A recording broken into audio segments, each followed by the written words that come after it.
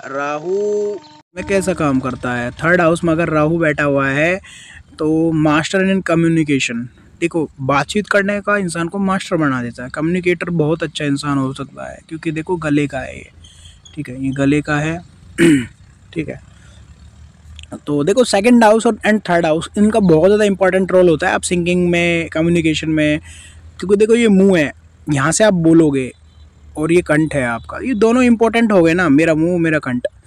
ठीक है, बहुत आप सिंगर्स को देखिए, वो अपने गले का बहुत ध्यान रखते हैं। ठीक है, पर ये साथ में इसका भी ध्यान रखना पड़ता है ना। ठीक है, तो ये भी है। तो ये मुंह का भी बहुत ज़्यादा इसमें रोल हो जाता है। मान लीजिए आप बोल ही ना पाएँ, तो आपका कंठ चाहे कितना ही सुरीला हो, मान लीजिए आपका कंठ बहुत सुरीला है और आपके साथ में कुछ मिस हैपनिंग हो गई और आप बोल ही ना पाएँ, तो फिर क्या करोगे? तो सेकंड हाउस का भी बहुत ज़्यादा इंपॉर्टेंट रोल है, क्योंकि यहाँ से आप बोलते हो, ये गला है आपका यहाँ।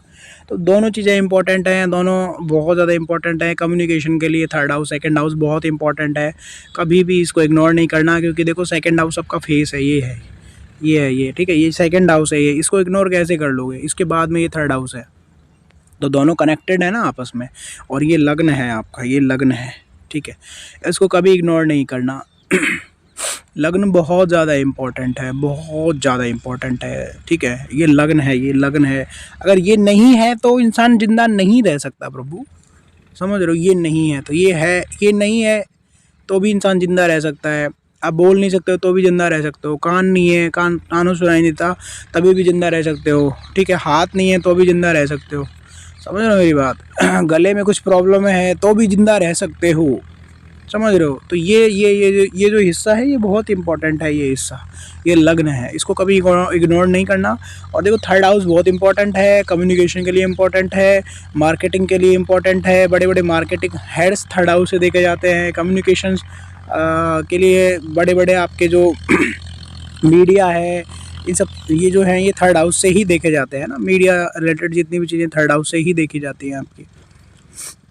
इसके अलावा जो थर्ड हाउस है वो क्या है आपका? इसके अलावा जो थर्ड हाउस है वो आपका छोटे भाई बहन है, आपकी शॉर्ट ट्रैवलिंग है, आपकी अच्छी आदतें हैं, बुरी आदतें हैं, वो भी थर्ड हाउस है ना। आप लोगों से कैसे इंटरेक्ट करते हो, वो थर्ड हाउस है। तो बहुत कुछ है थर्ड हाउस में, है ना। देखो अपने अपने आप में जो घर है ना, कोई भी कुंडली का कोई भी घर अपने आप में बहुत बड़ा है, समझ रहे हो? मान लीजिए किसी इंसान का थर्ड हाउस बहुत ज़्यादा स्ट्रॉन्ग है, बहुत ज़्यादा पावरफुल है, तो ऐसा इंसान मोटिवेशनल स्पीकर हो सकता है। आपने मोटिवेशनल स्पीकर्स का नाम सुना होगा, संदीप माहेश्वरी, है ना। इसके अलावा विवेक बिंद्रा है ना। ये देखो कोई कैसा है कैसा नहीं, उस पर मैं नहीं जा रहा हूँ, बट बाकी मैं मोटिवेशनल स्पीकर्स की बात कर रहा हूँ। तो क्योंकि हम थर्ड हाउस की बात कर रहे हैं, इसलिए हम मोटिवेशनल स्पीकर्स की बात कर रहे हैं, है ना। इसके अलावा हर्षवर्धन जैन है, मोटिवेशनल स्पीकर, है ना। बहुत सारे मोटिवेशनल स्पीकर्स हैं, और आपने देखा होगा कि वो किस तरीके से लोगों को मोटिवेट करते हैं।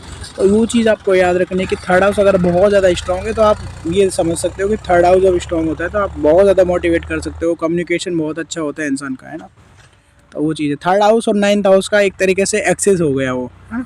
क्योंकि नाइन्थ हाउस आपका कहीं ना कहीं वो मोटिवेशन और वो जो गाइडेंस एनर्जी है ना, बृहस्पति की भी कहीं ना कहीं से आपको मिल रही होती है ना।